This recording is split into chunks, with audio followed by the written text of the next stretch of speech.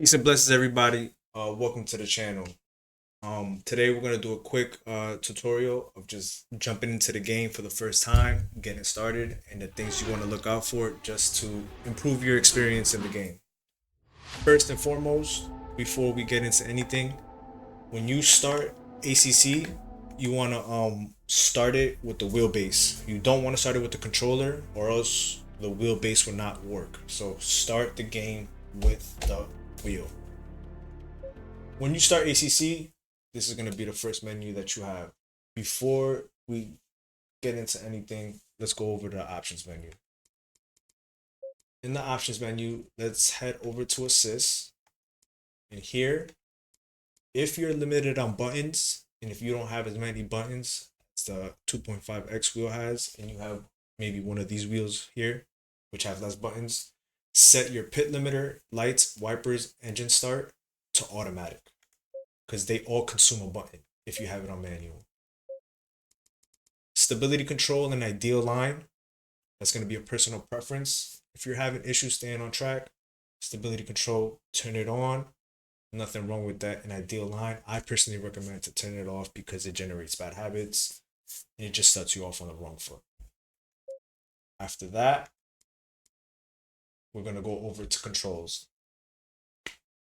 I'll make a video in the future more in depth as far as what every little thing does, but the main thing that you want to focus on is your steering lock. So under wheel, you're going to go to steering lock, and you want to make sure that your base settings under sensitivity is set to the same degrees as your steering lock, or else you're not going to have a one-to-one input.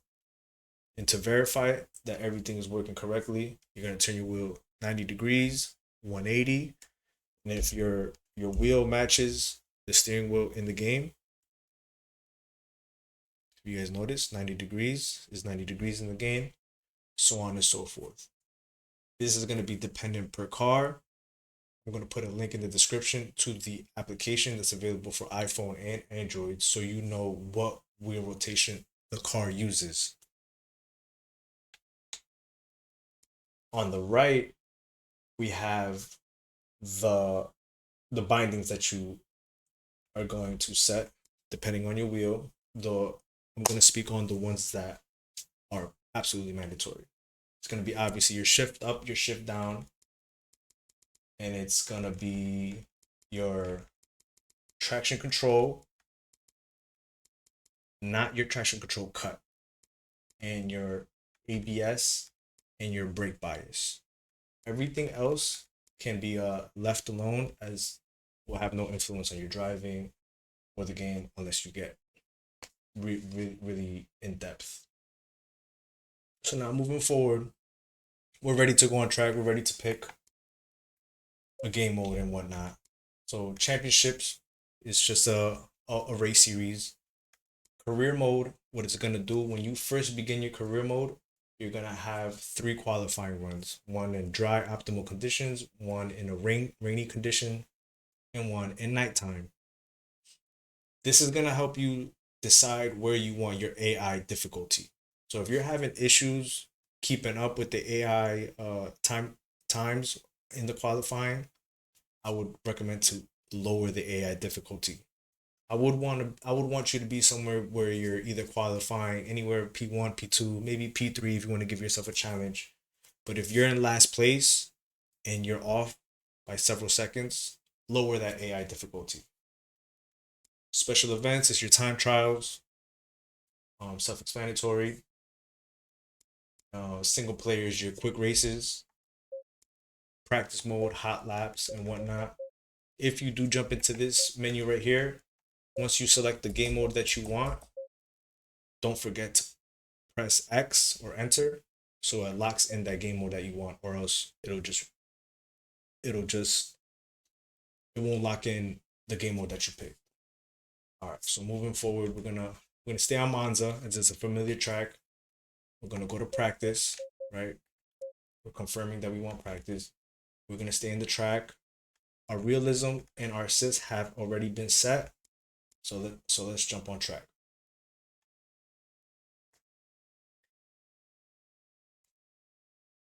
All right, so now we're on track. We're gonna go to drive, and this is what you're gonna see. This this right here is my personal view mode. Square this out for you real quick. All right, cool. So this is my personal view mode. If you like bumper cam or hood cam, what I want you to focus on is you're gonna lose a lot of information from your dash, which is fine. All you're gonna do is go to view settings and you're gonna turn your dashboard display in HUD on. And that's gonna give you this screen right here. You see right there in the bottom, you're gonna have all your inputs, all your information. So you're not missing out on any of that. We're gonna go back to view settings. You're gonna want to turn all this stuff off. Movement, you're gonna want it on 0%. And look with wheel, you're gonna want it on 0%, and that's gonna zero out everything else. There's gonna be a lot of shaky, a lot of movement, and I think it takes away from the feel of the game.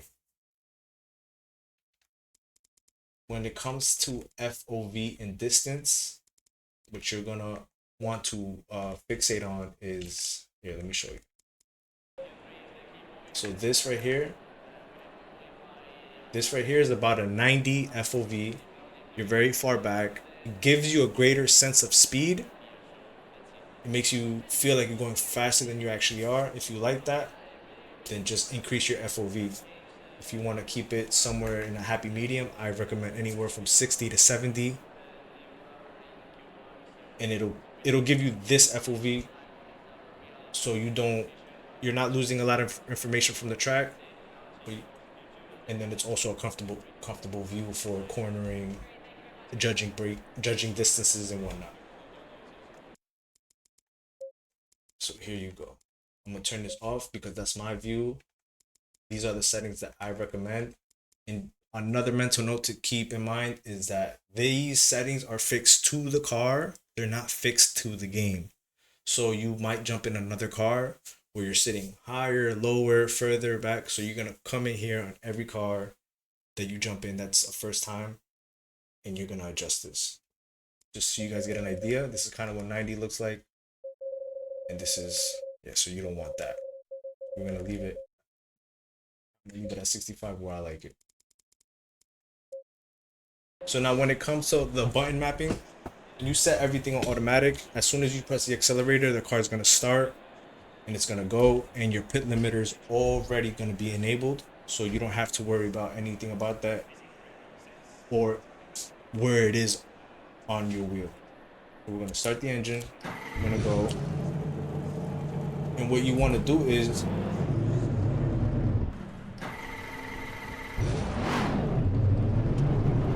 you're going to want to focus, and you want to keep your tire pressure between 26 psi and 27 psi. Comment below if you would like me to make a video diving into in depth of how much of influence your tire pressures have on the car. And I personally enjoy teaching, so thank you for watching.